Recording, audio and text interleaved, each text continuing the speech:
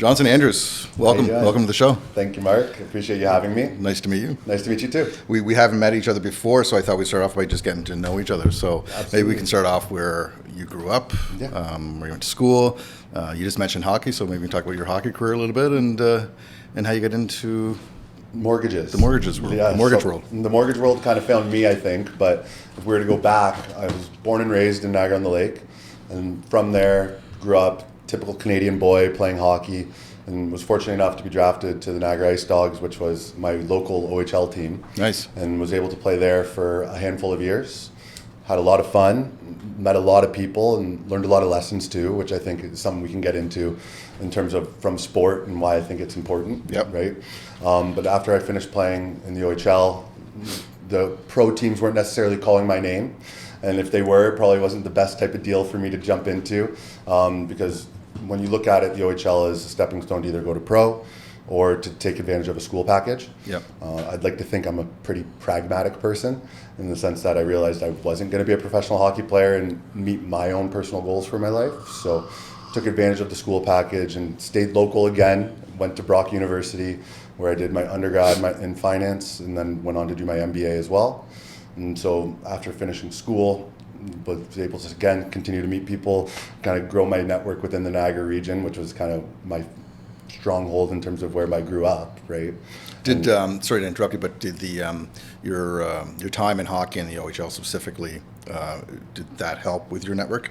I would say so, yes. Yeah. Just because when you think about that, there's so many things you can take from sport. Like this is what I was going to talk about, but a lot of it comes back to the fact that you're consistently meeting new people. Right? You're also then someone who's in front of people a lot, where we had to do a lot of school outings in terms of visits where we would talk about mental health, we would talk about motivation with all these young kids, right? So that's something that puts you in an uncomfortable situation at a young age. We're 16 years old going and talking to young kids, right? For sure. But it's something in which that your name gets out there in the community, right? Yeah. And you try to be cognizant of your name within the community at that age even. You don't want to be the one that's running around and making a bad name for yourself, right? So you're representing, right? Exactly, right? The team, but also because I was local, representing my family as well, right? Wasn't necessarily out in Sault Ste. Marie where I could run amok a little bit, right? Yeah. Lots of pressure. Yeah, so I was still living at home with my parents when I was playing in the OHL. But I think the lessons that you kind of learn is obviously you grow a network because you meet so many guys who go on to do so many different things and you stay connected because it's like a brotherhood. But at the same time, you get put in front of a lot of people because there is expectations within the community as well, right? Yeah. So I think that that's helped me where within my network, Niagara and the Golden Horseshoe in particular, I do a lot of my business. And I think a lot of that does come from my time playing hockey. It's funny, I've never really thought about the pressure that are on teenage hockey players, like you said, to represent, especially when you are playing in your hometown and your parents, you're still at home, and like you said, you're not up in Sault Ste. Marie hiding from everything, right? But that's a really good learning experience for business because it's the way you present yourself to everybody across the board, 100%. Right? And I think on top of that, like when it comes to sport, hockey, anything, at a young age you learn that there's times in which that you can put all your effort into something and you might not win, right? Or it's not going to go the way that you hope that it does. But it doesn't mean that you have to shut off and run away from the world. You just have to figure out something else that you can apply yourself to, right? Like at the age of 20, I was told what I wanted to do for my rest of my life. I wasn't good enough to do it, right? And that's something that can be difficult to comprehend. Tough. It's tough. But then on top of that, it's a life lesson in terms of who am I? What am I going to do? Am I going to just woe is me forever, or am I going to pick myself up and find the next thing, right? And that's it's a dose of reality that not a lot of people get at that age, right? And I like life's not easy, and right? We were just talking, like I have kids now too, and I think that that's something that scares me a little bit in terms of the way that people are today, is the fact that everyone tries to shield kids or anyone from what reality is. And it really, it's funny. I always find myself in that situation, right?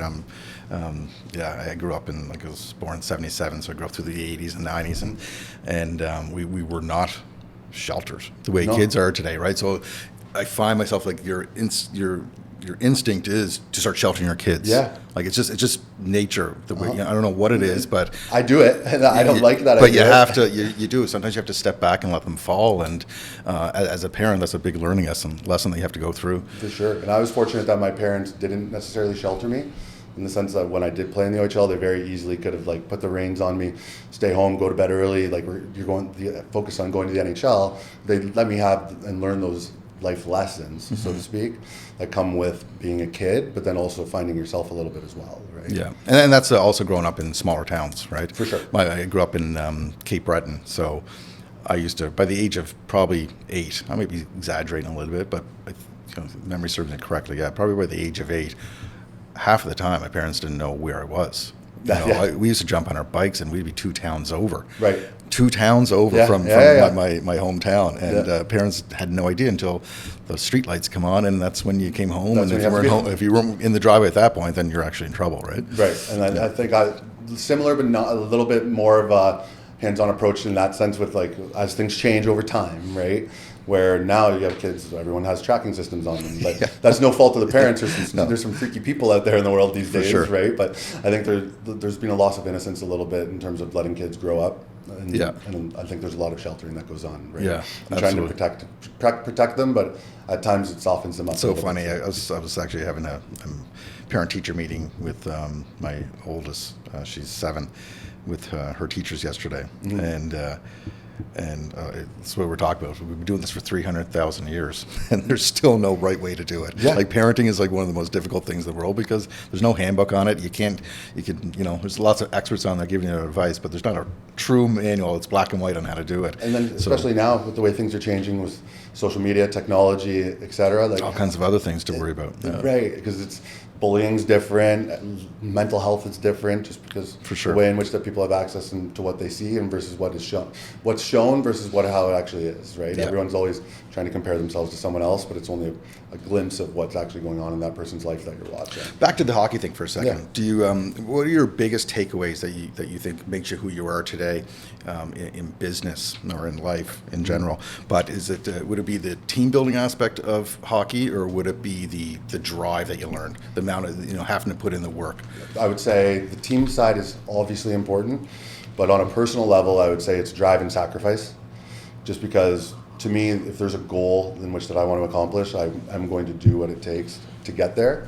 But when it comes back to like the sacrifice side of things, when you look at it, it's for the better good of the team always as you're growing up, right? Yep. You have to do things that at times you don't necessarily want to do. When I was 16 years old and I got into the OHL, I wasn't necessarily the best player, but I was the one that was willing to go and fight people, right? At 16, I was fighting 20-year-old men. And that wasn't something that I enjoyed doing. I can't say I ever went into a weekend. Do what you're good at. Yeah, you can't say I ever went into a weekend that I was looking forward to getting punched in the face, but that's what was expected of me and what the role in which that I played on a team, right?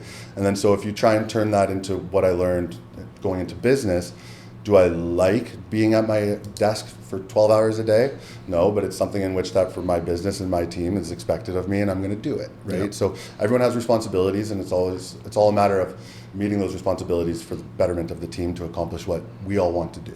Right? Non-serious question, but just based on what you just said, did you like the movie Goon? Yeah. It's so good. Yeah. I don't know why I found it so funny. The movie's Goon is funny. They play off a lot of funny things. In terms of, it's obviously an extrapolation of everything. They play the characters so well. Liv Shriver and what's his name? Stifler's mom? What's his I forget his name. All the American Pies are now on Netflix again, so I've been watching them, but I forgot his name.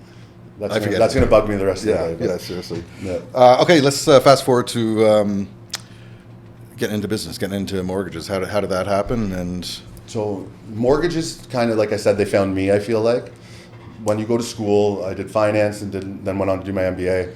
Where'd you go for that? I did my undergrad at Brock, and then I was looking at going to Rotman or Ivy for my MBA. Yeah. And then Brock was looking at retaining existing graduates, so they let me do my MBA in 8 months, and I was sold. Yeah. And they also made me paid for it. So got that done instead of spending $100,000. But nice.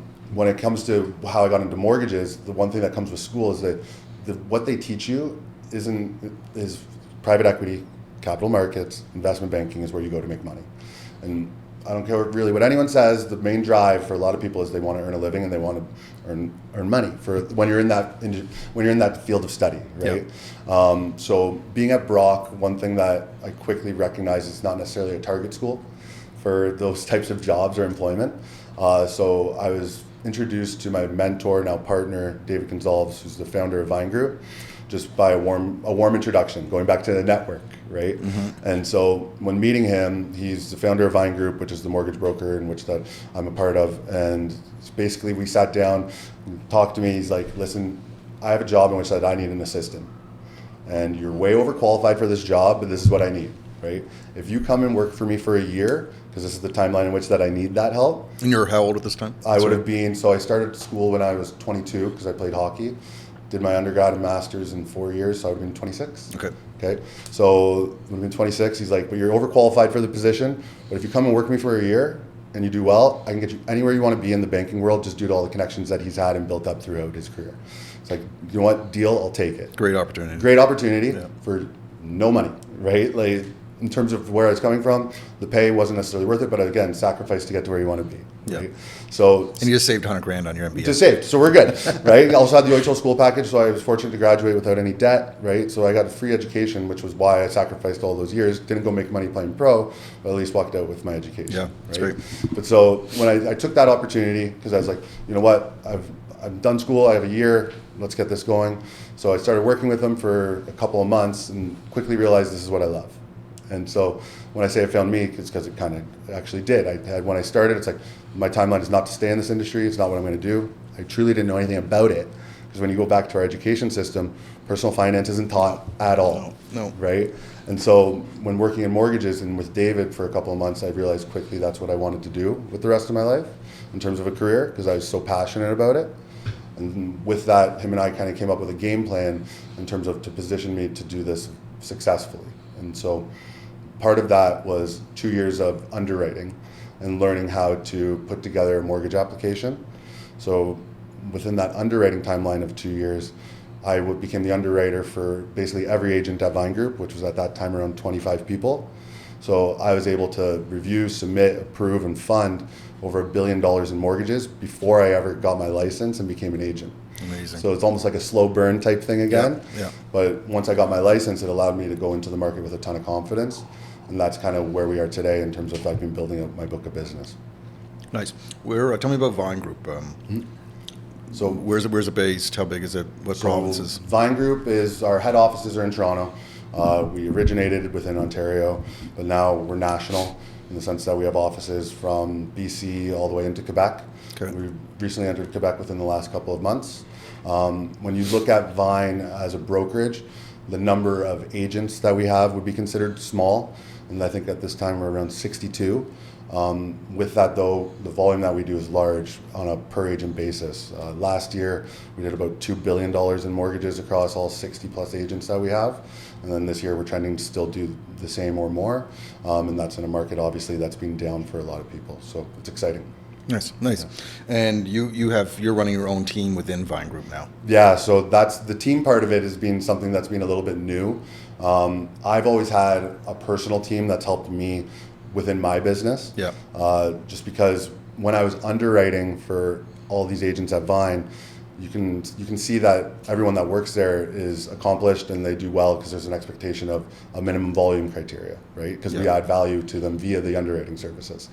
And when I was watching all the agents, I quickly noticed that to a man or woman, everyone was seeing a point in which that their business would start to fail, just because of the way in which that you get pulled in different directions as a mortgage agent, right? You need to be out meeting new referral partners. You need to be doing things like this in terms of getting in front of different audiences, right? Brand recognition. Brand recognition. Yeah. At the same time, you have to be available for clients when they need you, right? In terms of a phone call. You need to actually collect documentation from them in order to get the application reviewed and submitted. Once you submit it, you got to go back and forth with the lender in order to get that approval. And then after it's approved, you still then have to go and be in a position to fund it, right?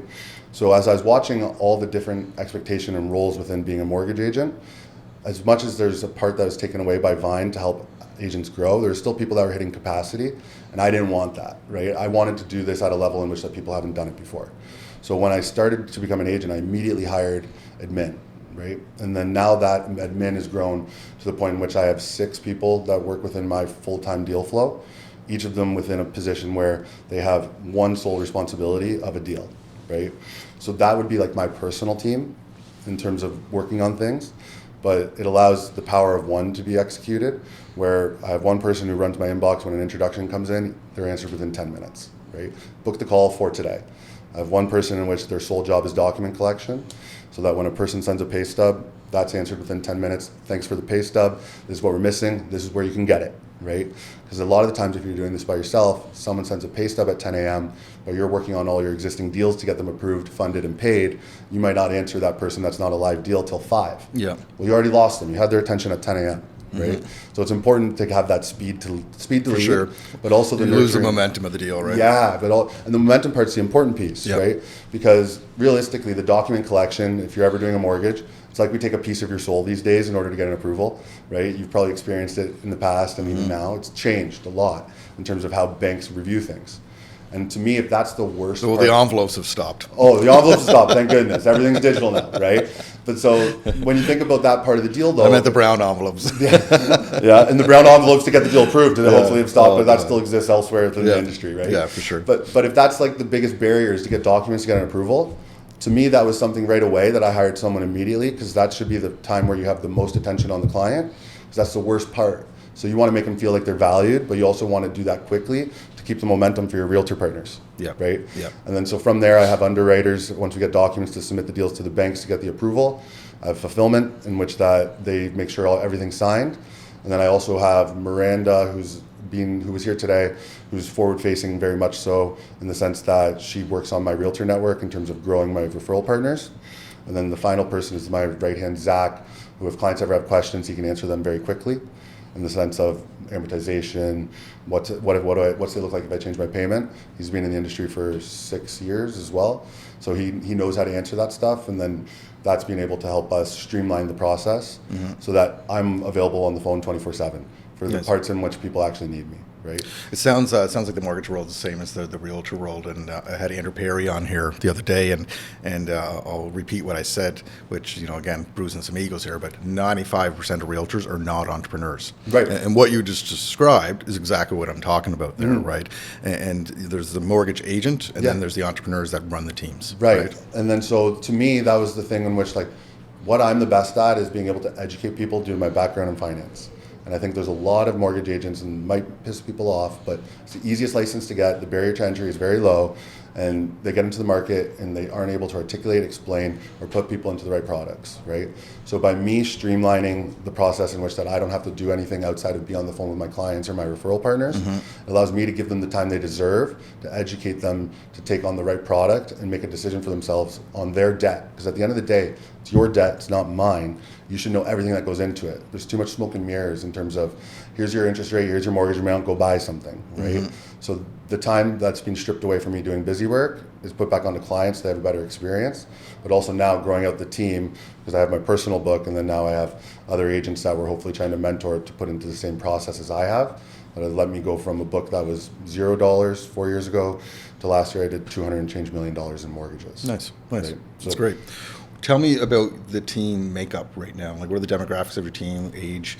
What? How large is the team? So right now, the way to think about it in terms of the somewhat team within Vine, right? Because Yeah. they're Vine agents, but now I'm providing some mentorship to people to help them grow their business. So if you were to look at my outside of my admin, I think we have about 8 agents now that we're assisting and helping grow their business, right? And that's not just me. That's the aforementioned Zach and Miranda that are able to help with that as well. Yep. Miranda's specialty is in sales. She previously ran one of the largest door-to-door fundraising companies in North America. And so with her, she's in a position where she's looking to help nurture relationships and build a network of referral partners for these agents that are working with us, right? That's what she's teaching and trying to help them grow, because that's how you get business at the end of the day.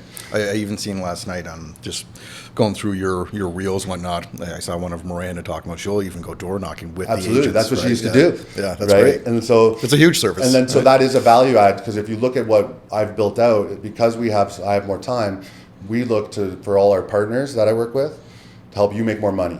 Yep. Right. So when you think about that inherently, the idea of what I'm trying to build out is giving the people the mindset of you want to find people that you work with that you make them more successful. Right. So I look at it like I have 2 clients. It's my referral partner and then the actual client I'm getting the mortgage for. The main premise of what we've tried to do, though, is make your realtors more money that you work with, help your financial advisors have more assets under management, look to add value to group insurance advisors in the sense that they can go to employers and then have actual financial advising in terms of mortgages. Because if you look at an employer, if you have employees, one thing that's important is retention. If you can give the employee the tools to actually go buy a home, that employee is going to be so much more loyal to you. But if you also have a position where you have me as a mortgage agent doing annual reviews with your employees, and I'm finding ways for them to save money and keeping more in their pocket, they're not going to be coming to you as the employer asking for raises as much. Right? So the idea though is always trying to find value for the people you work with, because if you can do that, then it's hard to be replaced. Right. Now, are you building business for your agents as well? By means, are you handing out actual leads to your agents? So it's very difficult to do that. Not real estate agents, your mortgage agents. So because the real estate side, it's almost impossible. Yeah, Because if you take from one, give to another. We're going to get into that, right? Yeah. So, but in terms of with my mortgage agents at this time, the people that are working within my ecosystem, no, we don't do that. Yeah. Okay. The main reason being is that I have the capacity to do it, right? And so that's something in which that I have personal goals of what I want to do in terms of my own volume. But realistically, if I can do the work, I'm going to do the work. That's just the way that I am. The main thing is that, what's the saying is like, if you can show a man to fish, he's going to eat for a lifetime, right? I want to show people how to implement these processes so that then they can do it themselves, because it is repeatable. Like it's every mortgage at the end of the day that you do is exactly the same. I've done residential mortgages up to $8 million. I've done them for 50 grand. The process that I got done with is the exact same for every client, right? There's no changes that are done throughout that. And then the way that you build relationships to get the business is important as well. And it also is repeatable, because going back to, if I can find ways via the things in which that we do for our referral partners for them to make more money, they're going to continue to send the business. It's just a matter of understanding and thinking in a way of not how am I making money, how do I make my partners more money? Because if you're making more money and they're selling the business, we're all winning. So let's get into that. So just repeat what you were just talking about to explain to the audience. Yeah. It's impossible for mortgage brokers to send referrals to agents, real estate agents, right? It's just, you're right, you're stealing from somebody else. Right? So it's easy for you to help them retain their clients. Absolutely. But not necessarily refer clients. So I hear agents complain that they never get anything from their mortgage brokers, but it's just, they don't understand. Yeah. But, what you can do is, like you said, help them retain their clients, but how do you help them build business? So to me, there's a couple of different ways to do it. Now, I'll go into a few of them. Actually, I'll share them all. I don't care. People can repeat them. I still have the confidence that you're going to. They have to execute. If someone wants to copy me, go ahead. I'm probably going to be on to the next thing anyways by the time you implement it. Exactly. Right? Like first mover strategy. So one thing in which that I wanted to do is, in my head, and Cam and I have filmed things previously, actually putting this out. When I was living in Toronto, I had a lot of friends that were renting, right? And they still wanted to buy a home. And so I started looking and working with them and saying, okay, here's where you are right now, where you're renting, here's what you need to do. And then ultimately we put a lot of people in a position where they could go and buy something. Now in my head, I looked at that as, well, if a realtor's doing leases, to me those are buyers, they aren't ready yet. Now, for sure, when you think about that and you look at it, if you do 10 leases, right? If you send me your 10 leases, and this is what we do. If you send me 10 leases, I'm going to do a full review for that client as if they're going to go buy a home today. Now, obviously, we know that they haven't bought the home, they just did a lease. But the nice part for them is the fact that to get a lease now, it's almost as in-depth as getting a mortgage. So they've already have all the documents. It's not any extra work. It's true. Right? It's just much for the real estate agent and for the brokerage. Yeah. It's probably more work. Right, because realistically, that when you go and do a lease right now, the landlord can say no just because they don't like your name at the end of the day, right? Yeah. Whereas with a mortgage, it's numbers, it's math. It makes me feel safe, actually. I like numbers. Yeah. But so when you look at leases, what I wanted to do for my realtor partners is send me all your leases. I'm going to take these clients and put them on a 12-month program. Okay, so at the end of the lease, they are turning into a buyer. And we're going to coach them throughout that. We're going to update you over the 12 months to let you know where each of these people are. Okay, because when doing the review, you notice pretty quickly that someone might qualify, but they're missing a down payment. Okay, so that's almost 99% of where it comes from, is people can qualify, they don't have a down payment. Now, when you think about then pre-approving them, you can then put a light at the end of the tunnel. Listen, if you save at this rate over the next 12 months, you're going to be able to buy for X. The mindset then of the potential buyer then follows it more than if they were just living in an element of unknown, right? So in doing this, what we also are able to do is relay that back to our referral partners, where if you send 10 leases to us, there might only be 2 buyers out of those 10 that are actually going to end up being in a position to buy in 12 months. Now you can have really, really, really intentional focus on those 2 people to make sure you don't lose them. It's brilliant. It's actually really great. Whereas instead of spreading yourself thin, on not knowing, and giving all 10 the exact same attention, now you can dial in on these 2. You're still staying in touch with the other 8, right? But it's putting yourself in a position where you can convert more. It's a big value add for the agent, like the real estate agent, to provide to those clients. And then so throughout those 12 months, we're doing check-ins with them. We're then relaying that back to the agent monthly to let them know, hey, they're following the plan, right? But on top of that, we also see a bigger emotional connection with the clients and the realtor. Because at the end of the day, in Canada, you're raised to be with the goal of homeownership, right? Part of that process, I'm going to give you a tidbit. Part of that process for having them download the Credit Karma app, so that they monitor their credit on a regular basis. But even I coach people on how to improve their credit. It's one thing to say, oh, your credit score is this. How do I get it higher? To understand the steps you have to take.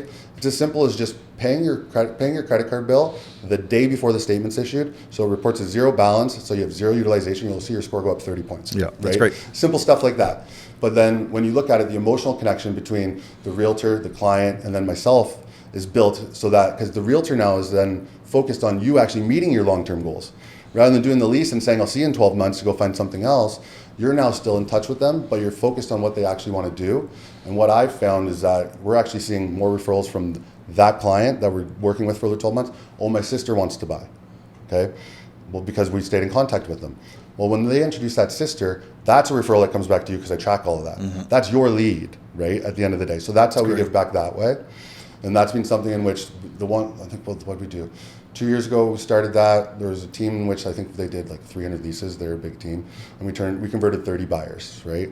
So it usually hits at like a 10 to 20% rate. But at the end of the day, if you're a team of realtors and you have a lease agent and then a buy agent, well, that's a huge value add to the buy agent in the sense that you're getting pre-qualified leads that have been vetted. And that's something as the broker owner, you can charge a better split on, right? So that's something in which to help, like at the end of the day, how do you make everyone more money? Give them qualified buyers, but if you can really know that they're qualified, you can charge more for that lead as well, right? Yeah, that's so great. That's a big one. The other side of it, and a lot of this comes back to the fact that I have the efficiency and the ability to do it within the team. Because you think about that, say there's 300 people that I reviewed and I stayed in touch with for 12 months. That only led to 30 buys. I did the work for the other 270, but I'm not going to ever get paid on those people, right? But at the same time, because of the efficiencies, it's not really taking too much time out of my day. And then I can give you that time, my time into all those people to go find you 30 buys, right? And that's where it's important to have the system and the process. Because if I was trying to do it all by myself, I wouldn't have the capacity to do it, right? Yeah. The other thing that we do is annual reviews with clients. And so the annual reviews it's a low-hanging fruit for everyone just because you're staying in touch with your clients. But the difference is that as a realtor, when you check in every year, hey, how are you? Are you thinking about moving? Right? Well, that's not really in depth. An annual review for me is hey, how are you? Where's your mortgage at? How are you feeling? Are you doing this with your realtor partners? I'm doing this with all the clients all the clients I close. Yeah, okay. Right? So my realtor partners send the business, I close the client, I stay in touch with the client, but the goal is to always meet their needs, but also identify opportunities for a deal for my realtor partner that referred them. Right, okay. Right? So on the annual reviews with clients, mine are more in depth because I'm asking about their current financial position, their next 5-year plan, has it changed, right? Or baby's on the way, do you need a bigger house, okay? So within those annual reviews, there was recently an opportunity that we had last year, in which this is just a great example of it. But so last year I noticed within talking to some people where first-time home buyers in Toronto that bought condos, 1-bedroom condos, right? Well, when you look at home prices, condo prices in Toronto, they had reduced slightly, but the bigger ones that came down were freehold towns, right? They had dropped under $1 million, okay? So now you can go buy a freehold town, that was the average freehold town. So they had dropped under $1 million, so you don't need a 20% down payment anymore, okay? So these people that were in these condos, 1-bedrooms, I saw that, okay, interest rates have gone up, but I'd put them all in portable mortgages, okay? So when looking at that, there was an opportunity for them to sell their condo, still make a bit of money based on whenever they bought it, but move that mortgage to the freehold town now, where they're moving from a 1-bedroom to a 3-bedroom, 4-bedroom, whatever it was, but keep that low interest rate for majority of their debt. The additional debt in which that they're taking on at the new rates basically was mitigated because they don't have condo fees anymore. Yeah, okay. So now they're moving from a condo to a freehold town, right? And then with that, their monthly payments were staying the exact same. And the biggest thing is that there's a level of urgency. What's the fees for porting? The fees for porting, so that the nice part about port is there are no fees to port, Okay. right? You can retain your existing rate on the existing debt that you have, and then what they do is then they blend the new debt at the current market rates, and they create a weighted average of what you're going to pay on all of it, right? Interesting. So the payment still went up, but you're taking away $500, $600, $700 in condo fees. So that increase in the payment, because we eliminated the condo fees, they're still paying the same every month. So people were moving. I had people moving from condos to freehold towns, same monthly payments. And that's the thing that people care about a lot is their monthly payment. Yeah, for sure. Right? So it's this day and age especially. yeah, so I think when Kim and I did a reel about it previously, but we had one client over the last 3 years, we had done 20 deals a year together. There was 60 clients, right? Of those 60, 10 qualified to do the port, obviously just given their current financial situations or wants to do it. Of the 10 that qualified, 6 actually executed it. Now for that realtor, that's 2 deals. So you got 12 ends. You got a sale and a buy out of it. You had $200,000, right? So that's how we add value back. And that's where, in my eyes, it becomes difficult to replace. Because I don't care how many $50 gift cards someone's going to give you for sending a deal or $100. You can't replace what I just made you by actually be doing the work well, right? Yeah. And I think those are just 2 examples. But realistically, we have about 5 or 6 that we go into and help with our agents that we work with. And realistically, all our realtors, because the main goal is to help all of you make more money. For sure. Because if you're doing more deals, I'm going to do more deals. Exactly. Yeah, exactly. Yeah. So let's get into the market right now. We're in, like, in my history in this business, I've never experienced such a downturn. Yeah. We're low inventory, obviously, not a lot moving. What is your biggest recommendation for realtors? What are the opportunities you see for realtors and their clients right now? So the easy answer to that is what everyone says: date the rate, marry the home. Right? Yeah. Now it's cliche, it makes sense, but at the same time, you do have to go into detail as to what that really is. And the idea behind it is home prices have come down. Right? You have the opportunity to buy for less money, less down payment. Although, I don't think we're done yet either. No, I don't think so either. No. Right? And then, although the interest rate's higher, because the debt load's smaller, your payments are the same as if you would have bought it if it was $200,000 more. Right? Now, I think it's important that people understand the fact that no one has a crystal ball at the same time. So to make these promises that the rates are going to come down, for sure, I think realistically it's a little bit irresponsible, but it's not bad information to put out there. We have to educate people to allow them to make decisions, right? Don't sell them anything, advise them, and then they put them in a position where they can choose what they want to do, right? Now, when it comes back to like realtor partners and people in which that we're working with, I think there is going to be an opportunity here to get into the market. And when you look at things when it comes to immigration and the fact that developers, like we were talking about, aren't building at the rate that they were expected to due to the cost, the taxes, everything else, there's a huge shortage of housing in Canada. Right, and what happens? It's still there. It's not going anywhere. They're so far behind. Yeah. Right. In terms of like we're looking at like CMHC just came out with 3.5 across the board, but the Ford report that came out last year, like February of last year, 1.5 million unit shortage in Ontario alone for the next 7 years. Obviously 60, like more than 60. What is that? Like 85% of that is the GTA. Right. And then so when you're looking at this, that's simple economics at the end of the day. And realistically, CMHC came out with a report where I think that they expect that the home prices might double in the next 5 years due to this. It's the same report. Yeah, due to the shortage, right? And so obviously, going back to the crystal ball thing, no one also could have predicted what have happened with interest rates here over the last few years. But I think it comes back to anyone in our position. We can't sell people. We have to advise people.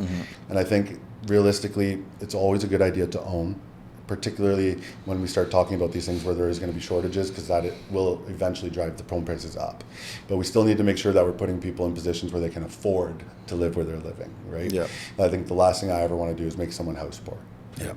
It's funny. People are going to get sick of me quoting Warren Buffett all the time.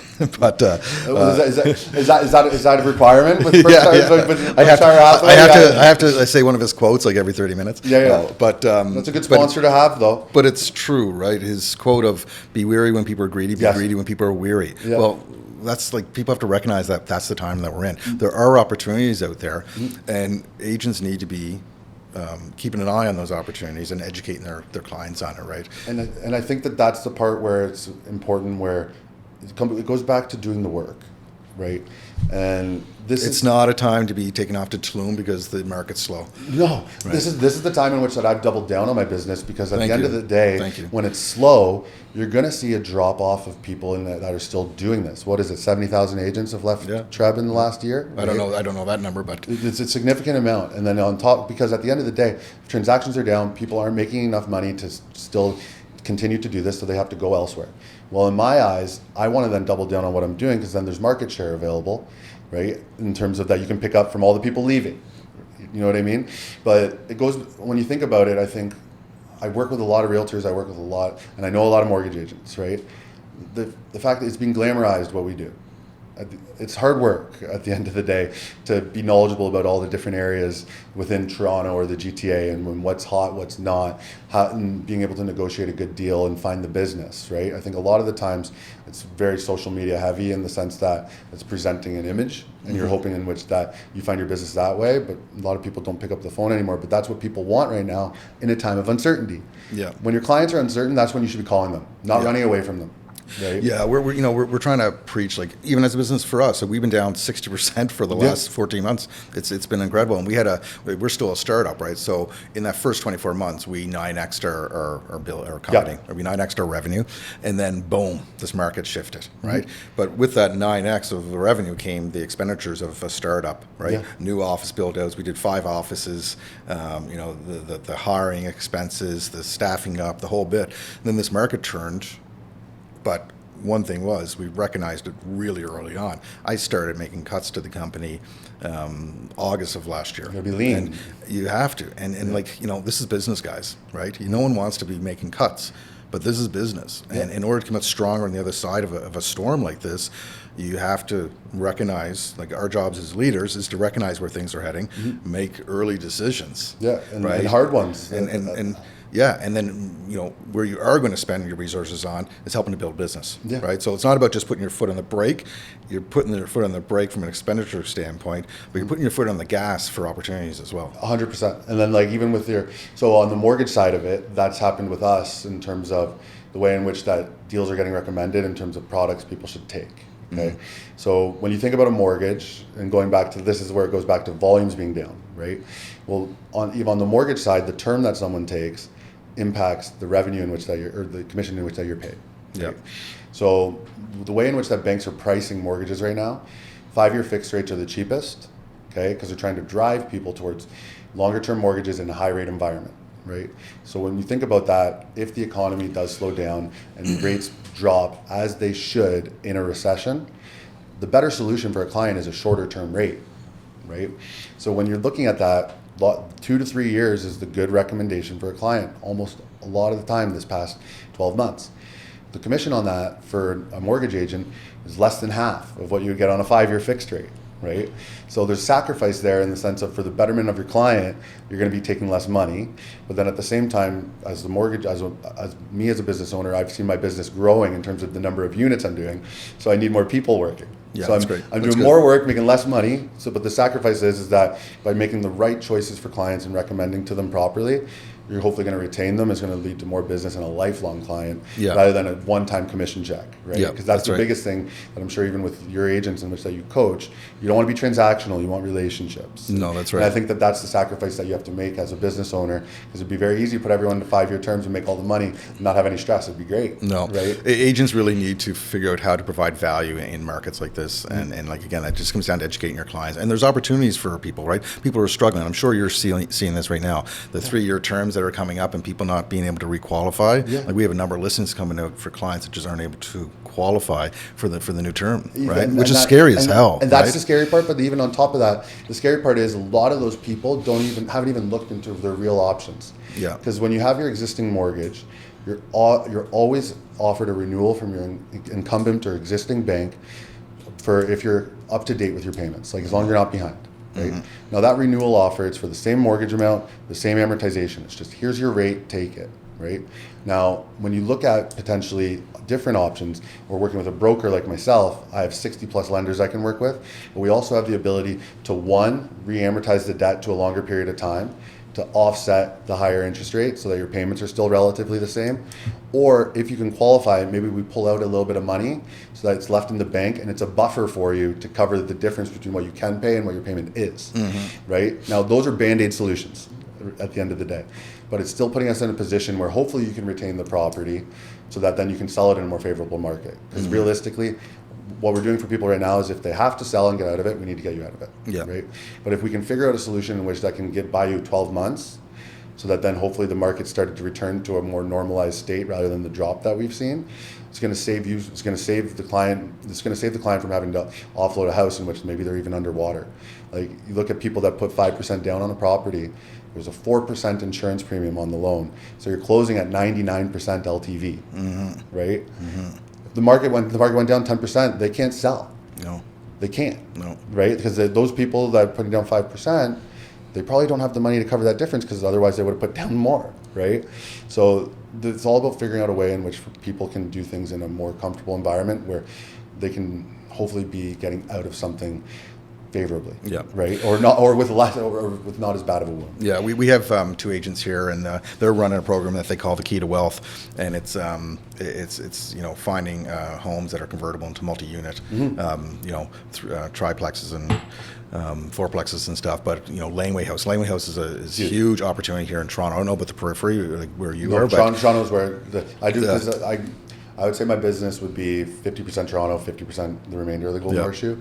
But laneway houses are... And it's a great option for people that are struggling with the new rates, right? Throwing a laneway house. If you can get the money together for a laneway house in the back and the cash flow that's going to come out of that, it's a great help to help carry these properties, right? And the fact that now banks are recognizing the added value from a laneway house and the income to help qualify. Yeah. So when you think about it, banks are archaic in the way that they review things.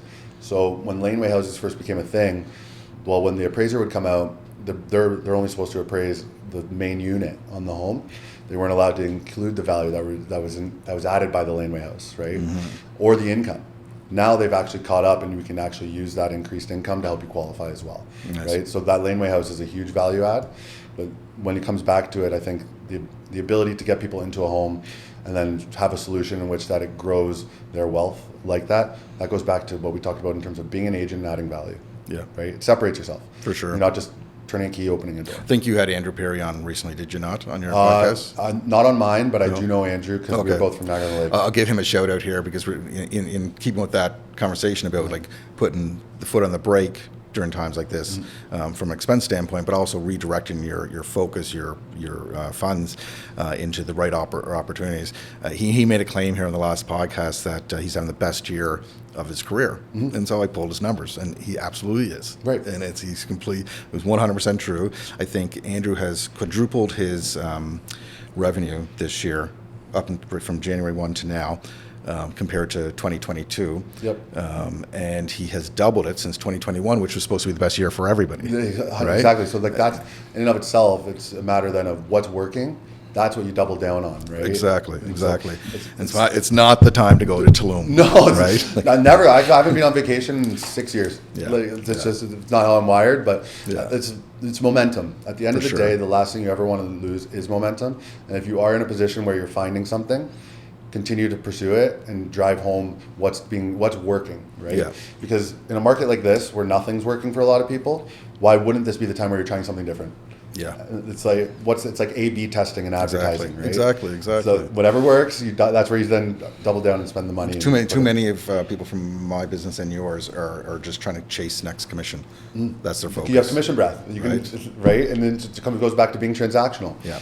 People they might not see it when you do the deal, that you're transactional or you're not looking out for them, but they'll realize it eventually, and you will never get a referral from them ever again. No, right? Exactly. And that's something where you always have to look forward. You want to be in this industry for a long time, protect your reputation, and protect your clients. Yeah. That's the biggest thing I could ever say to anyone, is just hold yourself accountable to the fact that you are in a position to advise people, and don't ever take that for granted. Before we get into some fun questions, where do you see 2024 going?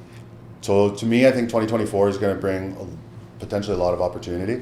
I think the fact that if things go as expected and rates plateau and then eventually start to come back down, consumer confidence will go up. It's all the name of the game at the end of the day.